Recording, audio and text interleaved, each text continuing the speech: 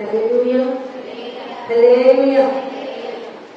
ఈరోజు మనము అపోస్తులైన తోమా జీవితం గురించి క్లుప్తంగా మనము ధ్యానం చేసుకుందాం.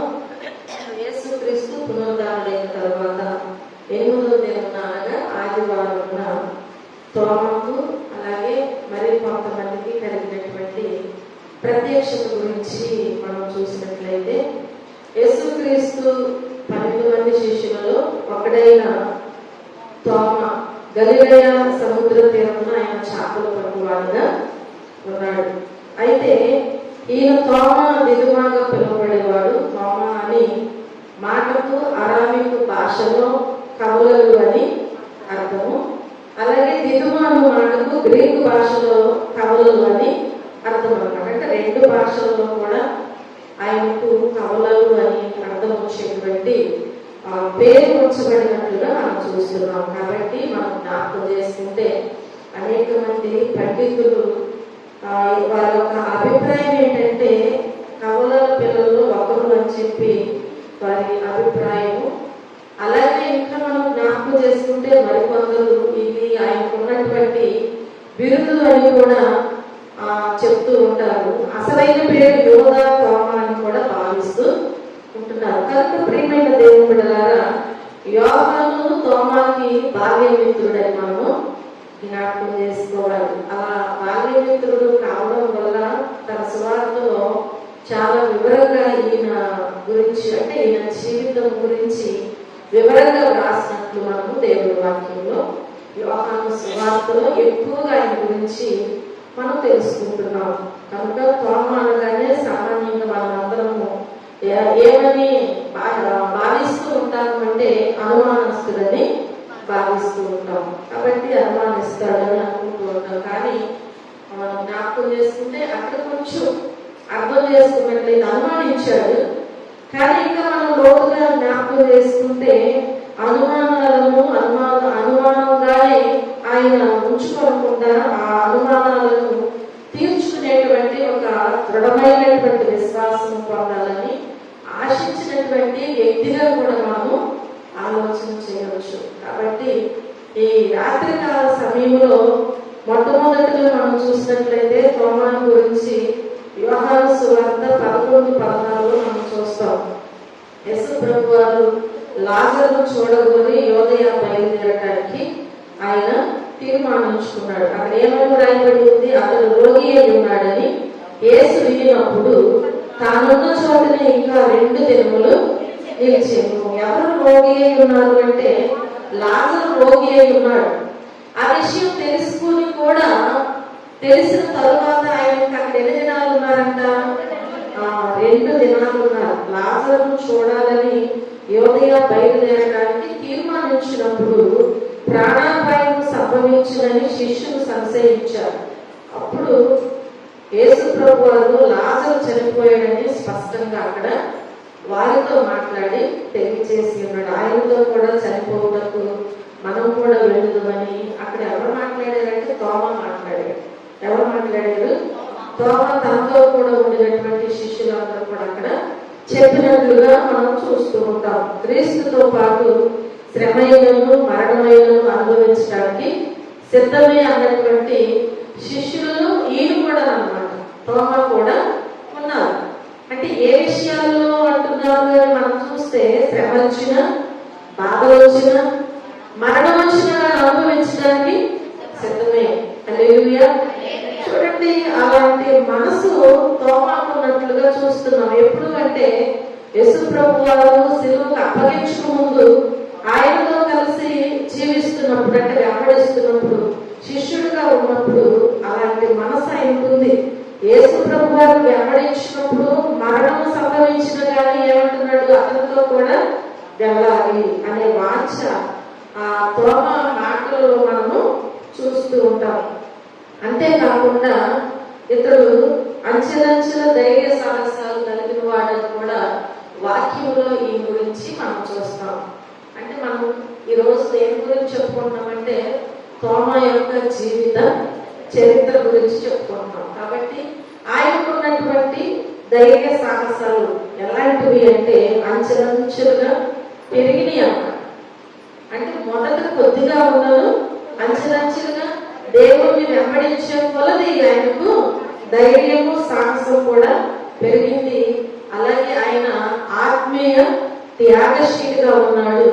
యేసు ప్రభుని ప్రేమించిన వారుగా ఉన్నారు, అలాగే పూజించిన వాడుగా ఉన్నాడు, బోధకుడుగా గుర్తించిన వాడుగా కూడా ఉన్నట్లుగా మనం చూస్తూ ఉంటాం. కానీ ఆయన సందేహించు స్వభావం ఇన్ని ఉన్నాయి, ఆయనలో మంచి మంచి క్వాలిటీస్ ఉన్నాయి. కానీ ఆయన స్వభావం ఎలా ఉందంటే సందేహించే స్వభావం కలిగిన వాడుగా ఉన్నాడు. కాబట్టి మనం అందరము తోమాను చూస్తూ ఉంటాం. తోమా విషయంలో ఎప్పుడు కూడా సందేహిస్తాడు, అంటే అనుమానిస్తాడు అని అనుకుంటాం. రెండవదిగా మనం చూస్తే తోమా ప్రశ్నల వల్లనే యావత్ ప్రపంచానికి కూడా ప్రభువు నుండి అమూల్యమైన సందేశం లభించింది. తోమా యొక్క ప్రశ్నల వల్లే మనకి ఈ రోజు కూడా మనం జ్ఞాపకం చేసుకుంటే, అంటే ప్రపంచానికి ఆయన నుండి మాత్రమే ఈ ప్రభు నుండి అమూల్యమైన సందేశము లభించినట్లుగా మనం చూస్తున్నాం. యోహాను సువార్త 14వ అధ్యాయంలో దేవుని వాక్యాన్ని మనం చూస్తే 14వ అధ్యాయము 1 నుంచి 4వ వచనం వరకు చూస్తే, మీ హృదయమును కలవరపడనీయకుడి, దేవుని యందు విశ్వాసం ఉంచుచున్నారు, నా యందును విశ్వాసం ఉంచుడి. నా తండ్రి ఇంట అనేక నివాసములు కలవు, లేని ఎడల మీతో చెప్పుదును. మీకు స్థలము సిద్ధపరచ వెళ్ళుచున్నాను. నేను వెళ్ళి మీకు స్థలము సిద్ధపరచని ఎడల నేను స్థలంలో మీరు ఉండులాగున మరలా వచ్చి నా యొద్ద ఉండటకు మేము తీసుకుని పోదును. నేను వెళ్ళుచున్న స్థలమునకు మార్గము మీకు తెలియదని చెప్పాను. అందుకు తోమా, ప్రభువా, ఎక్కడికి వెళ్ళుచున్నావో మాకు. చూడండి ప్రియమైన దేవుని బిడ్డలారా, 4వ వచనం వరకు ఈ 14వ అధ్యాయం 1 నుంచి 4వ వచనంలో యేసుక్రీస్తు వారు తాను పరలోక రాజ్యమునకు వెళ్ళి ఒక స్థలమును సిద్ధపరచున ఉన్నానని చెప్తున్నారు. నేను వెళ్తేనే మీకు ఆ స్థలాలు ఉన్నాయి, కాబట్టి నేను వెళ్ళి మీకు ఒక స్థలాన్ని సిద్ధపరచడానికని చెప్పాడు. ఈ 5వ వచనానికి వచ్చేసరికి మనం చూస్తే, అందుకు తోమా, ప్రభువా, ఎక్కడికి వెళ్ళుచున్నావో మాకు తెలియదే, ఆ మార్గం ఎలాగూ తెలియదని ఆయనను అడుగగా. చూడండి, మీ హృదయమును కలవరపడనీయకుడి, దేవుని యందు విశ్వాసం ఉంచుచున్నారు, లేక దేవుని యందు విశ్వాసం ఉంచుడి. ఇంకా ఏమంటున్నారు? నా యందును విశ్వాసం ఉంచుడి, నా తండ్రి ఇంట అనేక నివాసములు కలవు, లేని ఎడల మీతో చెప్పుదును. హల్లెలూయా, హల్లెలూయా. కాబట్టి ప్రియమైన దేవుని బిడ్డలారా, మనం జ్ఞాపకం చేసుకుంటే ఈ రీతిలో ఇక్కడ ఒక సంభాషణ జరిగింది. ఎవరు అడుగుచున్నారు అంటే, యేసు ప్రభువు వారు ఒక విషయం చెప్పినప్పుడు తోమా చక్కగా వివరంగా అడుగుచూ ఉంటున్నాడు. కాబట్టి ప్రభువా, నీవు ఎక్కడికి వెళ్ళుచున్నావో మాకు తెలియదే, నీ మార్గము మాకు తెలియజెప్పమంటున్నాడు. ఇందులో ఆ మార్గం ఏదో తెలియని ఆ విశ్వాసమే కాక, ప్రభువు మమ్మల్ని విడిచిపెట్టి వెళ్ళిపోతున్నాడే కదా, మేము ఎలాగూ ప్రభువును చేరగలము అనే దిగులు ఆయన హృదయంలో కనిపిస్తుంది అన్నమాట. కాబట్టి అందుకు యేసు ప్రభు వారు ఏమంటున్నారంటే, నేనే మార్గములు, సత్యములు, జీవము అని చెప్పారు. ఏమంటున్నారు? వారికి హృదయంలో దిగులు, ఒక భయం అనేది ఉంది కనుక యేసు ప్రభువు చక్కటి మాట సెలవిస్తున్నారు, నేనే మార్గమును. అందుకు యేసు నేనే మార్గమును, సత్యమును, జీవమును అని చెప్పాడు. అంటే తోమా, నేనే మార్గమును, నీవు భయపడనక్కరలేదు అని చెప్పారు అన్నమాట. అర్థమవుతుంది కదా. కాబట్టి తోమాకు ఉన్నటువంటి అనుమానం తీరిపోయింది. ఏదైనా మనకి ఒక సందేహం వచ్చినప్పుడు మనం ఏం చేయాలి? ఖచ్చితంగా అడిగి తెలుసుకోవాలి. అలా కాకుండా మన మనసులోనే పెట్టుకుంటే అది ఎలా తెరచబడుతుంది? తెరచబడదు కదా. కాబట్టి ఒక ఆలోచన, ఒక సందేహం, ఒక అనుమానం వచ్చినప్పుడు దాని విషయంలో మనము వివరంగా అడిగి తెలుసుకోవడం చాలా మంచిది అన్నమాట.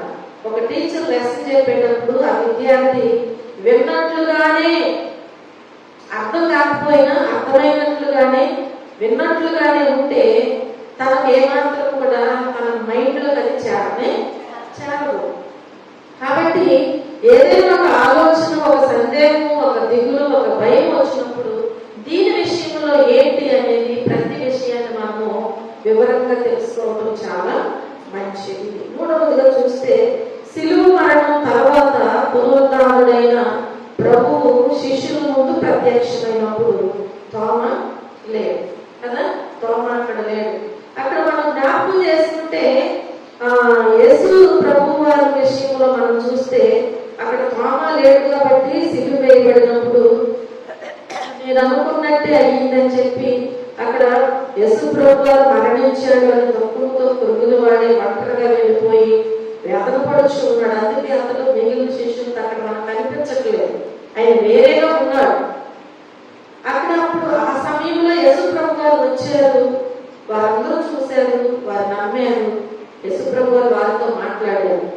వచ్చిన తర్వాత తోమాను వారు తక్కిన శిష్యులు తెలియజేసి ఉన్నారు. అతను ప్రభువుని ఎంతో ప్రేమించాడు కాబట్టి ఎంతగానో ఆయన కృంగిపోయాడు అన్నమాట. యేసు ప్రభు వారిని ప్రేమించాడు కాబట్టి తోమ కృంగిపోయాడు. ఆ సమయంలో ఆయన సిలువకు అప్పగించి ఆయన సమాధి చేసిన తర్వాత ఆయన ఒంటరిగా కూర్చుని బాధపడుచు ఉంటున్నాడు. కాబట్టి తాను ప్రభువుతో కూడా చనిపోదామని అనుకున్నాడే కానీ ప్రభు తనను రమ్మనలేదే అని ఏమాత్రం కూడా కృంగిపోవచ్చున్నట్లుగా మనం చూస్తున్నాం. తర్వాత తోమ వచ్చినప్పుడు ఈ పునరుద్ధాన వార్తలు విని నమ్మక తను ఏం చేశాడంటే తన అపనమ్మికను అక్కడ వ్యక్తపరిచాడు. మీరు నమ్మితే నమ్ముతారేమో కానీ నేను నమ్మను అని తన అనుమానాన్ని ఏం చేశాడు అనమాట, అక్కడ అపనమ్మకాన్ని వ్యక్తపరిచాడు. ఎలా వ్యక్తపరిచాడు అంటే నేను ఆయన చేతులలో మేకుల గుర్తుని చూసి నా వేలు ఆ మేకుల గుర్తులో పెట్టి నా చెయ్యి మన లెక్క పెట్టాలన్నాడు. ఆయన పక్కలో ఉంచితేనే గాని నమ్మను అన్నాడు. ఒకవేళ మీరు చూస్తే చూడవచ్చు, మీరు నమ్మితే నమ్మవచ్చు, కానీ నేను నమ్మాలంటే ఇవన్నీ చూడాల్సిందే అని చెప్పి వారితో తన సందేహము ఖండితముగా చెప్పాడు. ఇది కేవలం అనుమానమే కాకుండా వేదనతో కృంగిపోయినటువంటి అతని హృదయంలో నుండి వచ్చిన ఒక బాధాకరమైన మాటలను కూడా మనము జ్ఞాపకం చేసుకోవాలి. కాబట్టి 8 దినాలైన తరువాత, అప్పటికి ఎన్ని దినాలైంది? 8 దినాలైన తరువాత శిష్యులందరూ కూడి ఉన్నప్పుడు ప్రభు వారి మధ్య నుంచి తోమానే పిలిచాడు. రెండోసారి వచ్చినప్పుడు ఎవరు పిలిచాడు? తోమానే పిలిచాడు. అతని సందేహాన్ని అలాగే అతనికి ఉన్నటువంటి సమస్తాన్ని కూడా నివృత్తి, అంటే అక్కడ ఉన్నటువంటి అనుమానం అంతటినీ కూడా దేవుడు తీసివేసినట్లుగా మనం చూస్తూ ఉంటున్నాం. ఆ చేతుల్లో గుర్తులు చూడగానే ఎప్పుడైతే ప్రభు చూపించారో అవి చూడగానే తోమ విశ్వాసంగా ఉన్నటువంటి తోమ ఒక విశ్వాసి ప్రభు పాదాల యొద్దకు వెళ్ళిపోయాడు. ప్రభు పాదాల యొద్ద నా ప్రభువా నా దేవని మోకరినట్లుగా మనం చూస్తూ ఉంటాం. కాబట్టి అలా నమ్మి ఆయన జీవితంలో ఎలాంటి వాడిగా ఉన్నాడు అంటే అంచెలంచెలుగా నిలిచి దేవుని యొక్క పని విషయంలో ఆయన అంచెలంచెలుగా నిలిచి మరి అమోఘమైనటువంటి సువార్త సేవ చేసినట్లుగా మనం చూస్తూ ఉంటాం. కాబట్టి స్థిరమైన విశ్వాసం కలిగి ఆ తరువాత ఆయన ఇతర శిష్యుల కంటే కూడా ఎక్కువ దూరము ప్రయాణం చేశారు. ఎక్కువ దూరం ఆయన ప్రయాణం చేసి యేసుక్రీస్తు కొరకు మరణించేంత మనోధైర్యం కలిగినటువంటి వ్యక్తిగా ఆయన జీవించినట్లు దేవుని వాక్యాల చరిత్రలో మనము చూస్తూ ఉంటాం. హల్లెలూయా.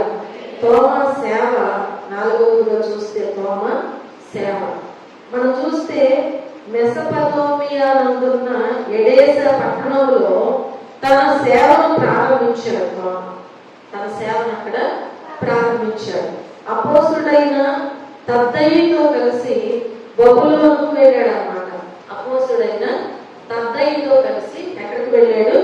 బబులోనుకి వెళ్ళాడు. తర్వాత తాను మాత్రము ఒంటరిగా పారసీక దేశంలో ఉన్నటువంటి అబియా బెనీలో సేవ చేయడానికి వెళ్ళాడు. ఒంటరిగా వెళ్ళాడు. అప్పటి వరకు ఎవరొక తోడుతో ఆయన వెళ్ళారు.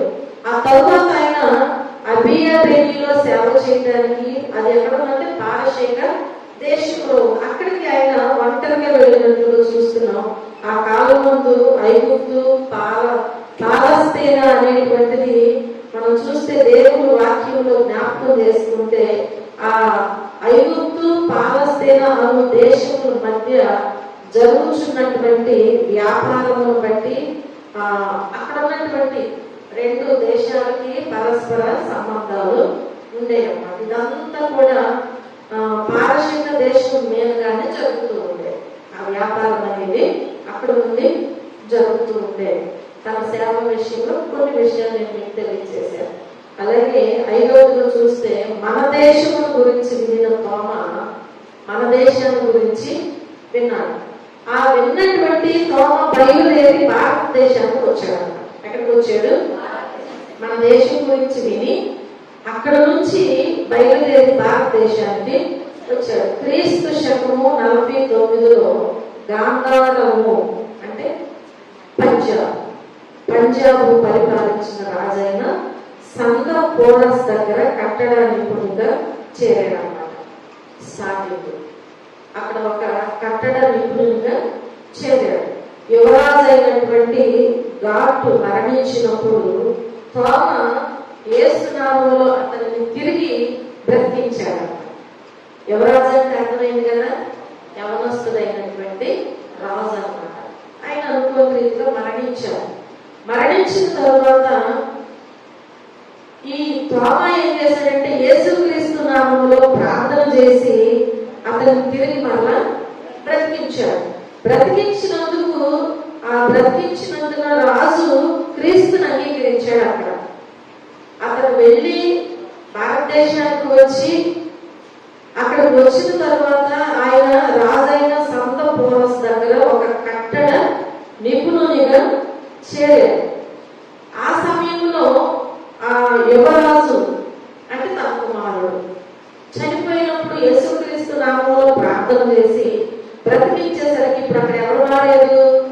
రాజు మారాడు అన్నమాట. అక్కడ రాజు యేసుక్రీస్తుని అంగీకరించాడు. అయితే గుషానీయుల దాడిని బట్టి తోమ ఆ గాంధార సంఘమును శాంతియాస్ అను డేకన్ చేతికి అప్పగించి సోకోటిరా అనే లంకకు వెళ్ళాడు. అక్కడి నుంచి అంటే అక్కడ స్థాపించిన దాన్ని మళ్ళా తిరిగి వేరొక్కడికి అప్పగించి అక్కడ నుంచి ఆయన సోకోటిరా అనే లంకకు తిరిగి వెళ్ళినట్లుగా మనం చూస్తున్నాం. అక్కడ నుండి క్రీస్తు శకము 52లో వర్తక వాడ ఎక్కి మలబార్ కేరళ సముద్ర తీరమందున్న గిరంగనూరులో దిగాడు.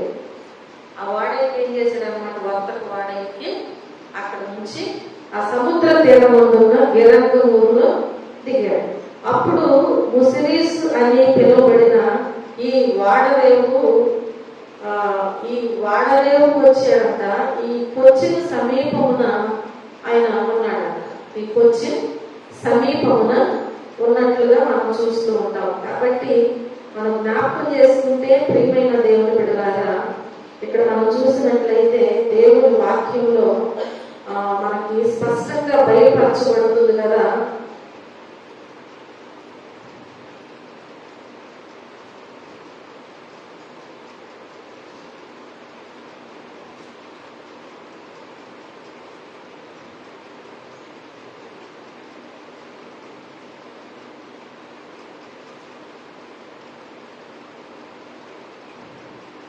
ఈ వాడరేవు కొచ్చిన్ సమీపంలో ఉన్నాడు కదా. అక్కడ మనం చూస్తే పాలూరు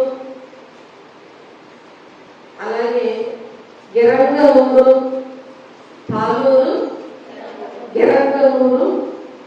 అలాగే పాలూరు వేరు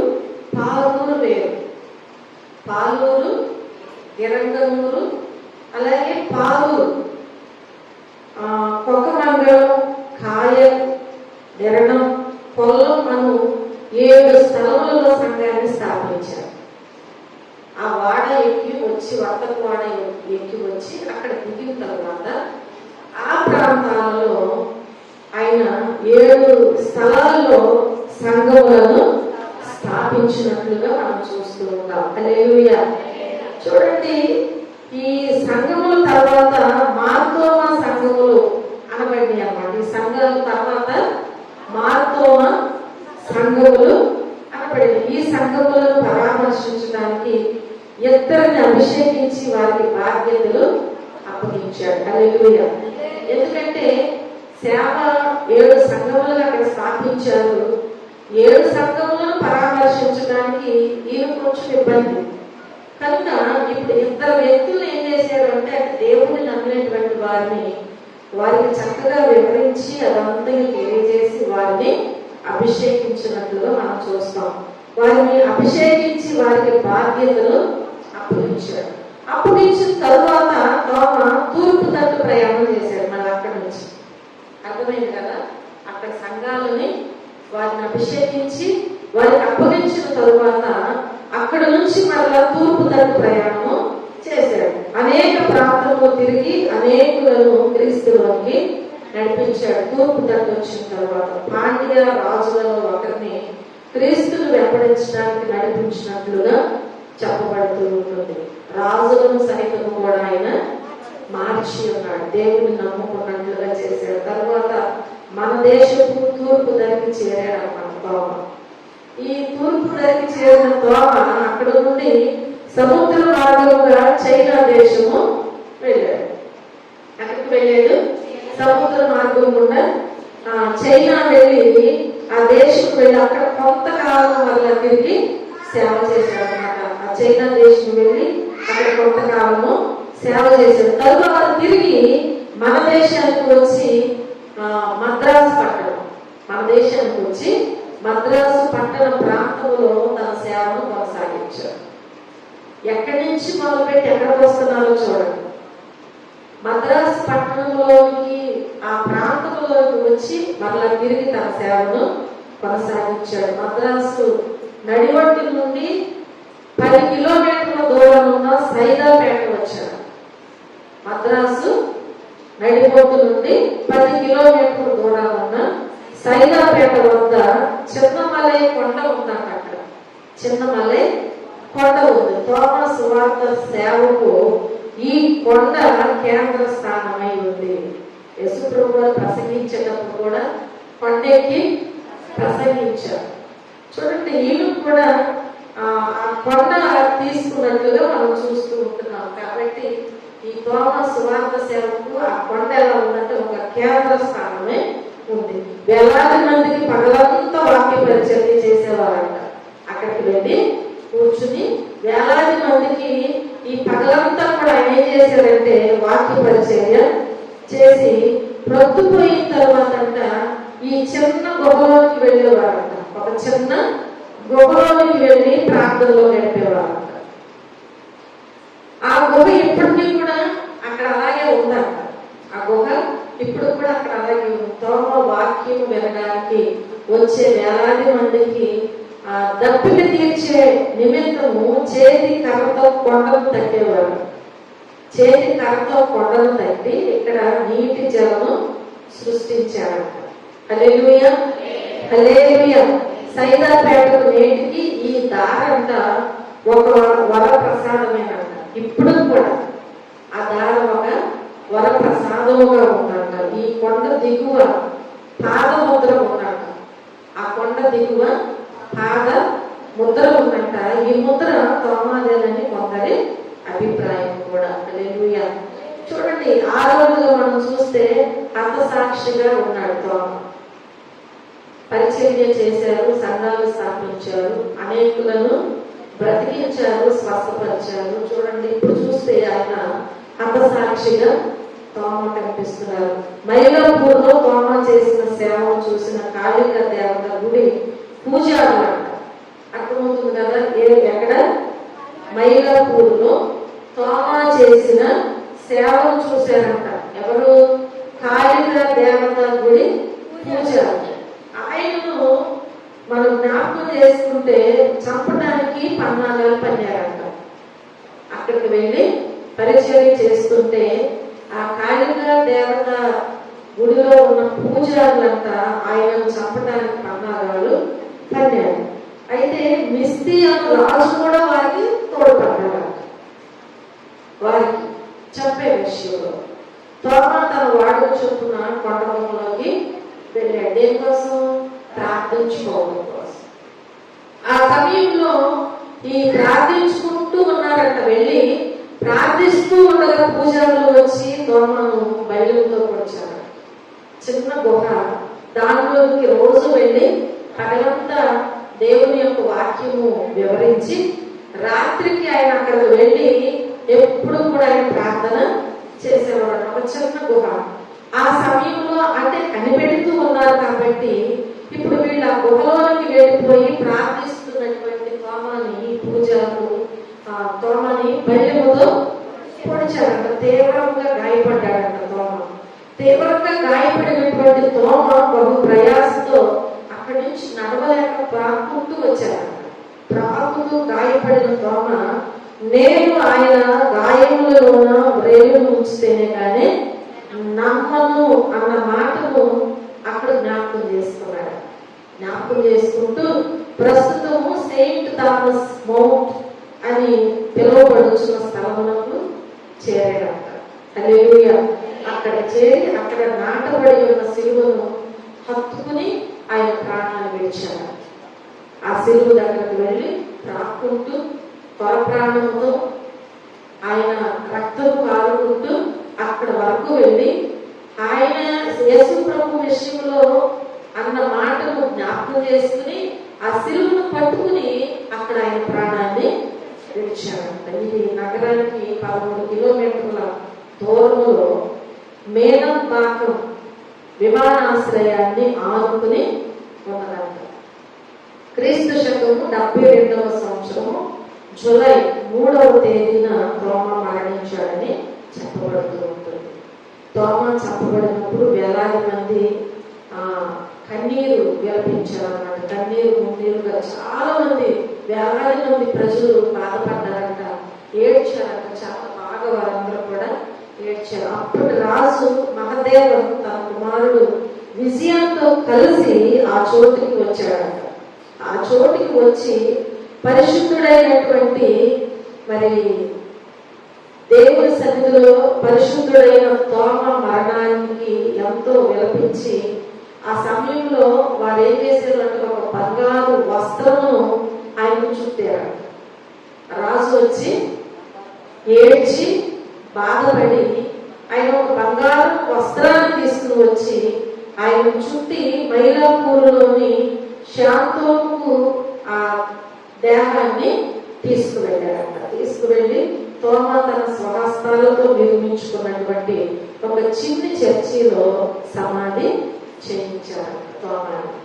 నేడు కూడా ఆ సమాధిని చాలా మంది చూస్తూ ఉంటారు, చూడవచ్చు. అంత కూడా సమాధి రాళ్ళు అవి 1వ శతాబ్దానికి చెందినవని రుజువుగా అక్కడ ఉంటుందంట, రుజువుపరుస్తూ ఉంటుందంట. 1వ శతాబ్దానికి చెందినదని చెప్పి ఆ రాళ్ళు కానీ ఆ సమాధి కానీ అది ఎప్పుడూ కూడా వెళ్ళిన వారికి ఒక రుజువుపరుస్తూ ఉంటుందంట. క్రీస్తు శకము 394లో తోమ గారి ఎముకలు ఎడాస పట్టణమునకును తర్వాత ఇటలీ దేశమందున్న ఓర్డోనాకును తీసుకుని వెళ్ళారంట. కొనుక్కోబడి అక్కడికి కొనుక్కోబడిందంట. ప్రస్తుతము ఇక్కడ పెద్ద ఆలయం కట్టబడి ఉన్నారు.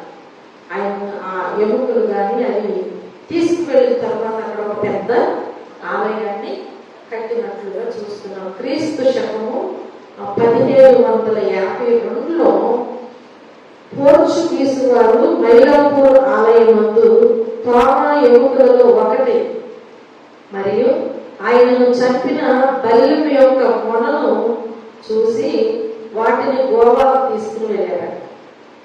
అంటే పొడిచినటువంటి బల్లెం కూడా అక్కడే ఉందన్నమాట. దానికి అర్థం ఆ బల్లెం యొక్క మొనను అలాగే తోమ యొక్క ఎముకలలో ఒక ఎముక తీసుకుని వెళ్ళారంట.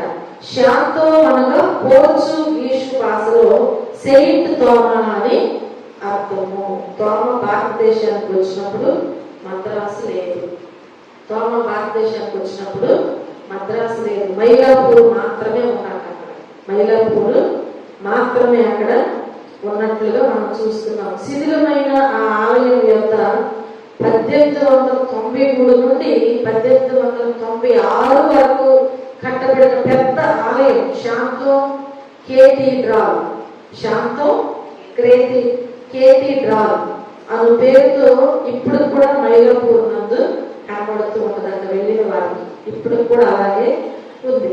అయితే ఈ అపోస్తుడైన తోమ మరణించిన పెద్ద కొండలో క్రీస్తు శకము 1747లో ఆయన ప్రార్థించిన ఆ చిన్న కొండలో లిటిల్ మౌంట్ క్రీస్తు శకము 1612లో కట్టబడిన ఆలయాలు ఇప్పుడు కూడా మనకు వెళ్ళిన వారికి కనబడుతూనే ఉంటారు. ఆ చిన్న గోడ లిటిల్ మౌంట్ అని పెట్టి అక్కడ అదంతా కూడా అందరూ సందర్శించడానికి ఇప్పుడు కూడా అది కనబడుతూ ఉంటుంది. ఈ విధంగా తోమ యోధాను యోధుడుగా మొదట ఆయన అలాగ ఉన్న స్టార్టింగ్ లో నుంచి మనం చూసాం కదా.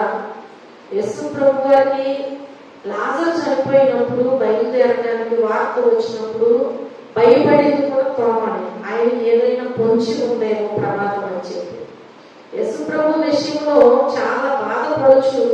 ఆయన ఏం చేశారంటే అందరితో ఉండకుండా ఒంటరిగా వెళ్ళి వేదం చదువుతూ ఉన్నారు. వచ్చిన తర్వాత వీళ్ళందరూ చెప్పిన తర్వాత ఆ మాటలను బట్టి నేను ఇలా చేస్తే నమ్ముతానని మాట్లాడారు.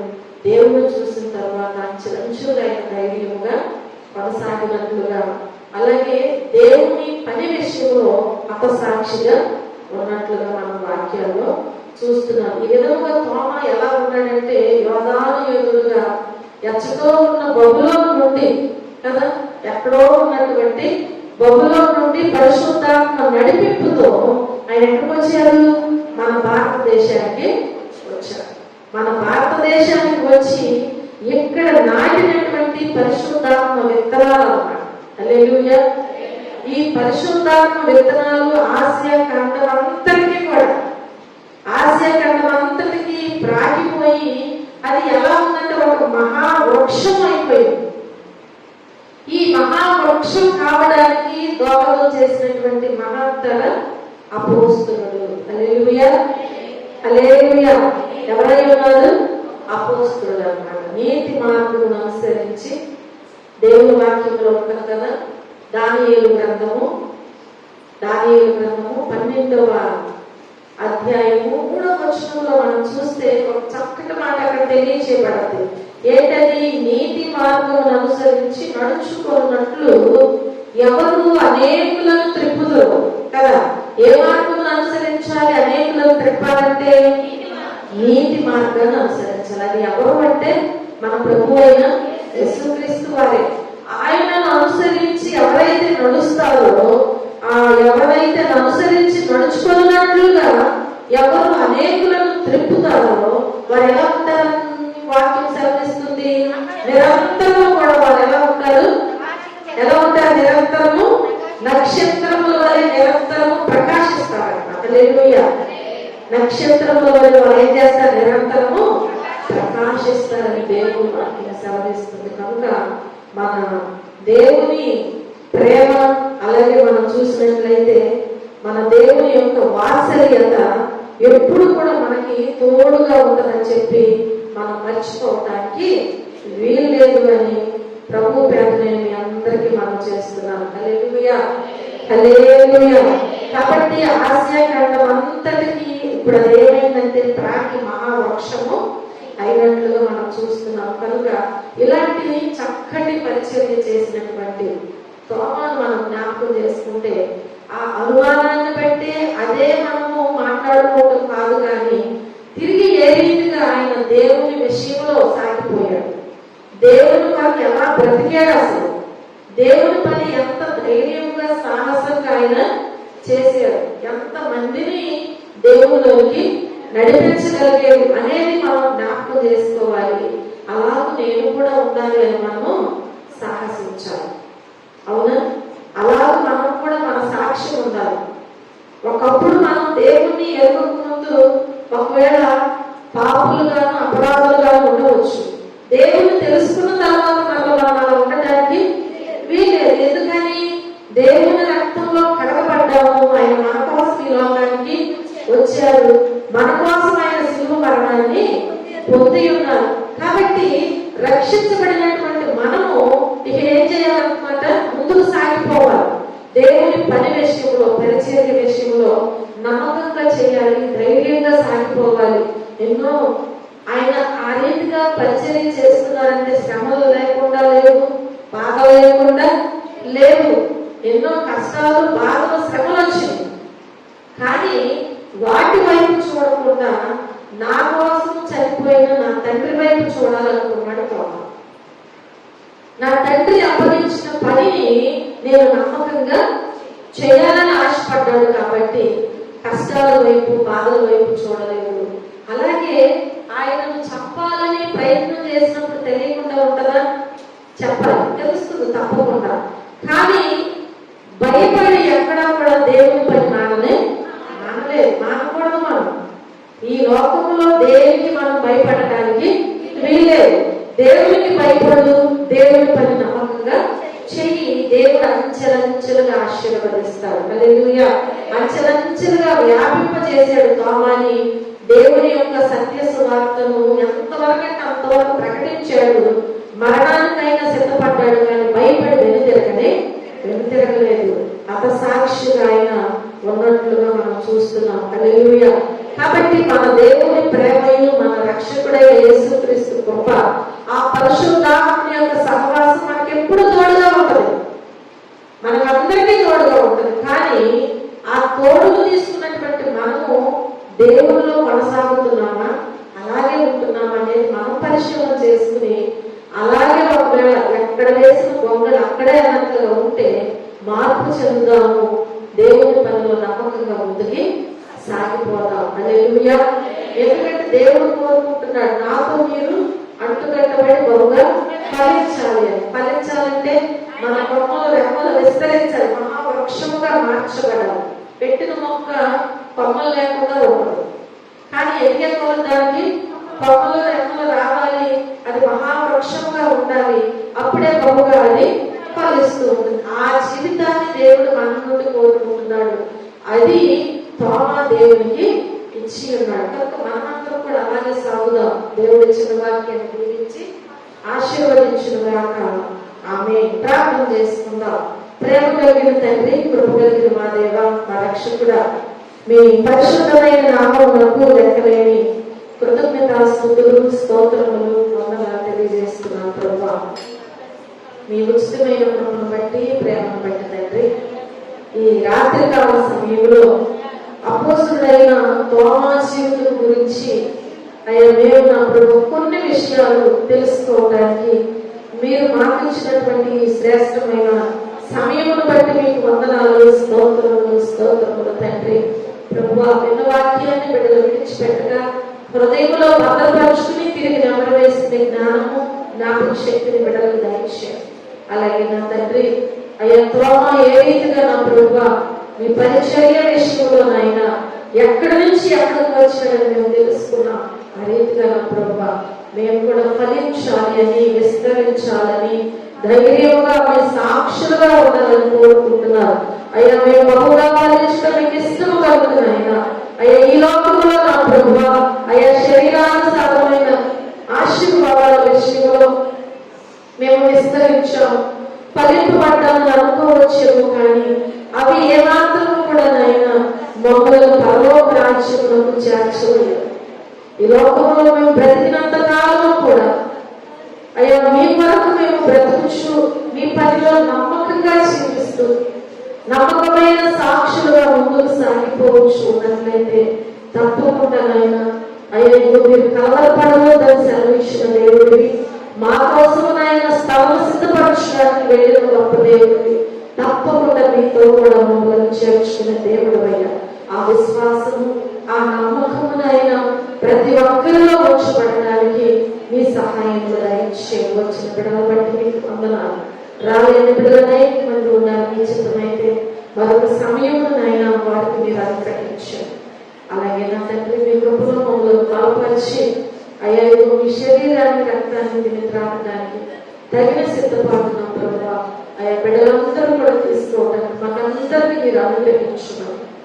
మీరే మహిమ, ఘనత, ప్రభావాలు పొందమని యేసుక్రీస్తు అతి శ్రేష్టమైన నామములో ఈ ప్రార్థన పొందుకొని నామము మా పరమ తండ్రి. ఆమేన్.